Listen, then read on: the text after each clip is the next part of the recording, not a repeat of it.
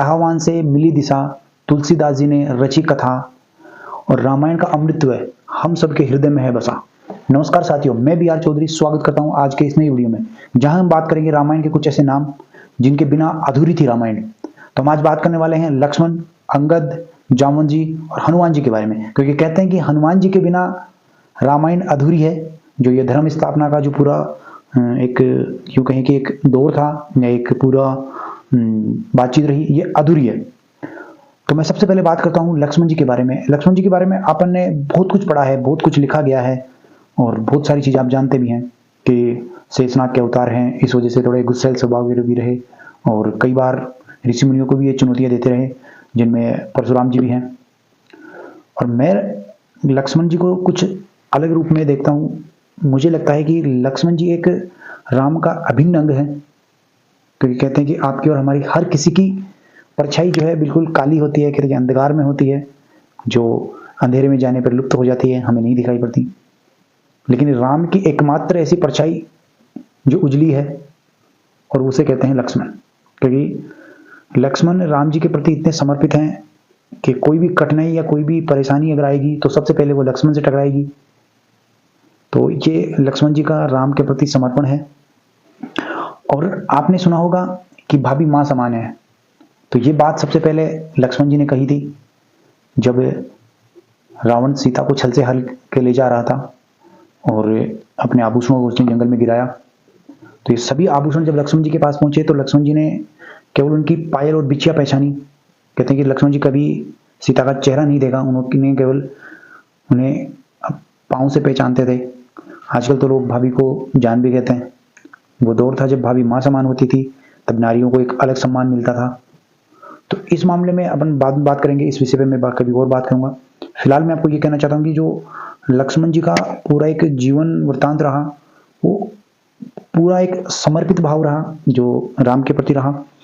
और कहते हैं कि लक्ष्मण जी ने सबसे पहले जाके सुग्रीव को चेताया था कि आपने जो प्रण दिया था प्रभु श्री राम को, आप उसके प्रति निष्ठावान या कर्तव्यवान नहीं रहे। उसके बाद जामवंत सुग्रीव जी उठे और पूरी अपनी सेना को माँ सीता की खोज में भेजा। तो ये लक्ष्मण जी रहे, इनका कुछ जीवन इस प्रकार से व्यतीत रहा। और अब हम बात करते हैं जामवंत जी के बारे में।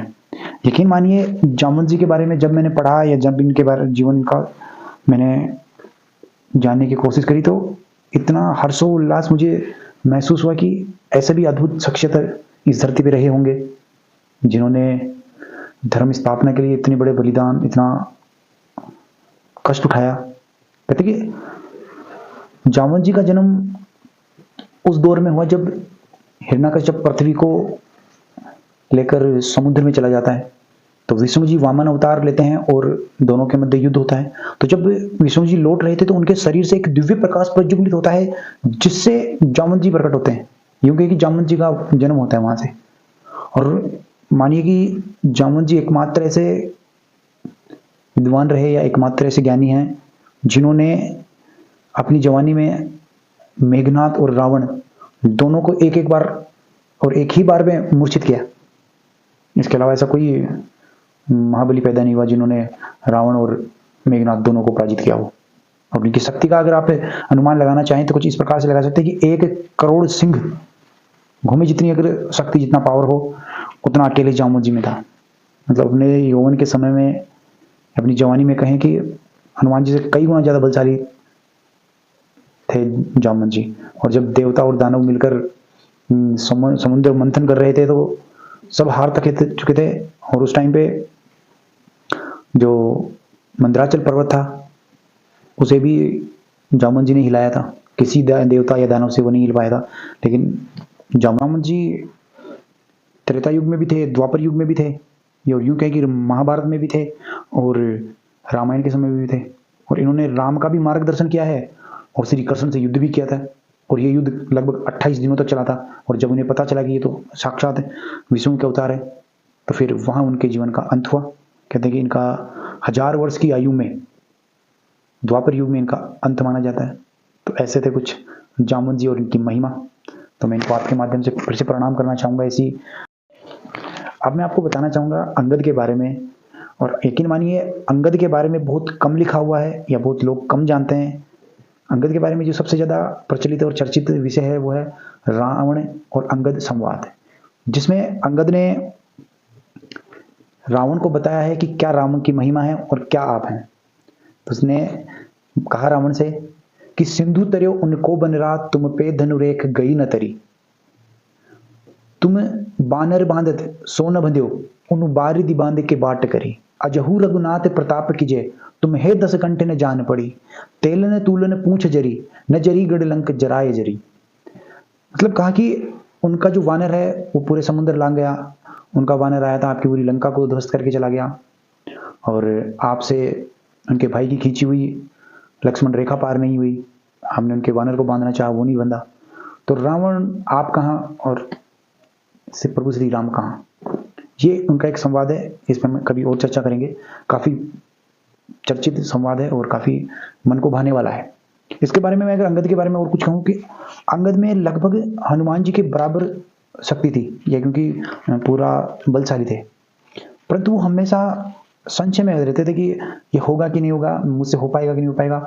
और जब ये बचपन में थे, ये क्यों था संशय कि जब बचपन में ये गुरु ब्रह्मपति के आश्रम में जब इन्होंने शिक्षा कर लेते थे तो उस समय वहीं पे रावण का पुत्र अक्षय रहता था, तो उसी समय अंगद उन्हें पीट देते थे। और कई बार ऐसा होने के बाद गुरुजी ने इन्हें श्राप दिया था कि अगर तूने अंगद को पीटा तो तू मर जाएगा या तेरा अंत हो जाएगा, तुझे जीत नहीं पाएगा। तो इस वजह से उसे सबसे ज्यादा संशय होता था। और रावण की सभा में अंगद ने सभी सभापतियों को चुनौती दी थी कि आप युद्ध तो जीतना दूर की बात है, आप मेरा एक पांव तक नहीं हिला सकते। तो इस चुनौती को भी किसी ने पूर्ण नहीं कर पाए थे। कोई कहते कि अंगद का बात है। कुछ तथ्य आपको हनुमान जी के बारे में बताना चाहूंगा, और मैं इस काबिल भी नहीं हूं कि इतने बड़े महान योद्धा, इतने बलवान, इतने शक्तिशाली शख्सियत के बारे में मैं कुछ बात करूं, लेकिन आप लोगों के आशीर्वाद से कुछ बातें जो आपके सामने मैं रखना चाहूंगा। कि कहते हैं हनुमान जी भगवान शिव के 11वें रुद्र अवतार हैं, और इन्होंने जो अवतार मंगलवार को लिया था, इस वजह से सबसे ज्यादा इनकी जो पूजा होती है वो मंगलवार को होती है। और इनका जो बालकांड है आप सभी को पता है, इन्होंने सूर्य को आम समझ के इन्होंने मुंह में ले लिया था। इस वजह से इन्हें काफी सारे वरदानों के साथ एक श्राप भी मिला था, जिसमें अपनी शक्तियों को भूलने का और फिर वापस दिलाने का, ये सारी चीज आपको पता है। पवन पुत्र हैं, मां अंजनी के पेट से इन्होंने जन्म लिया, ये सारी बातें हमें पता है। कुछ ऐसी बातें जो मुझे एक ऊर्जान्वित करती हैं, मेरे अंदर एक ऊर्जा का आह्वान करवाती हैं, एक मतलब कहते हैं कि रोम रोम में ऊर्जा का संचार होता है जिन बातों को जानकर कि क्या तो इनका जीवन है, क्या अद्भुत इनकी शख्सियत रही होगी। कि भगवान शिव का त्रिशूल जिसका सामना कोई नहीं कर पाया, विष्णु जी का सुदर्शन चक्र जिसका सामना कोई नहीं कर पाता था, नारायणी अस्त्र उसका कोई सामना नहीं कर पाया, और सूर्य जिसके तेज को कोई नहीं सह पाया, इन चारों को अगर अपने मुंह में किसी ने ग्रहण किया हो तो वो बालाजी थे, वो हनुमान जी थे जिन्होंने इन चारों को ग्रहण किया।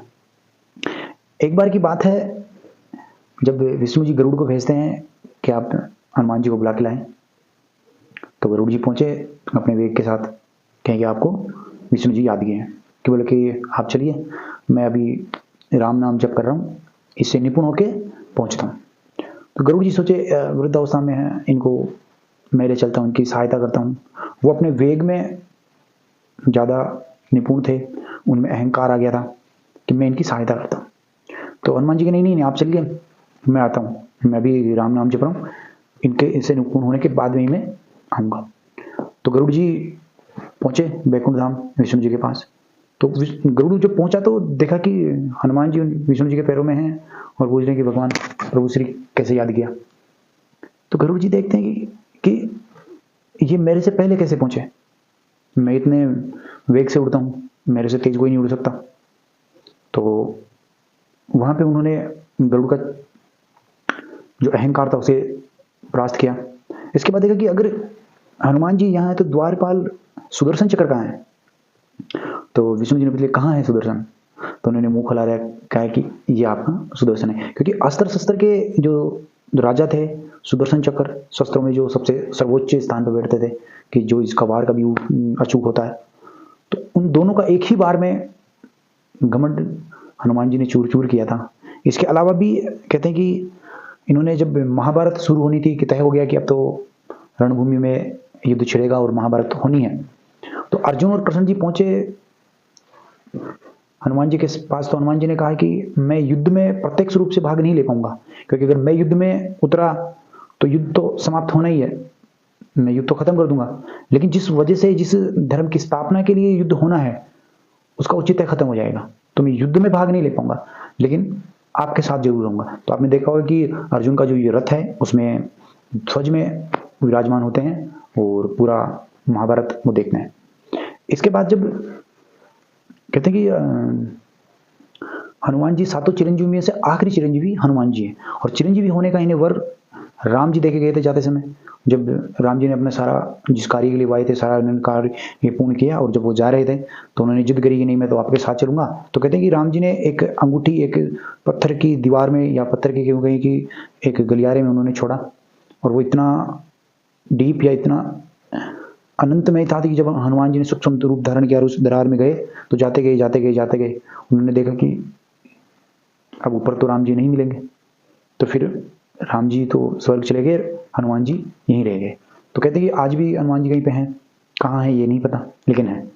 तो ऐसे थे कुछ हमारे हनुमान जी और इनकी लीला, और इनके बारे में जितना कहा जाए उतना कम है। इनके बारे में कहते हैं कि भूत पिशाच इनसे सबसे ज्यादा डरते हैं। कहते हैं कि भूत पिशाच निकट नहीं आवे, महावीर जब नाम सुनावे, क्योंकि सभी भूत पिशाच जो होते हैं वो भगवान शिव को समर्पित हैं, और हमारे जो हनुमान जी स्वयं शिव का ही रूप है।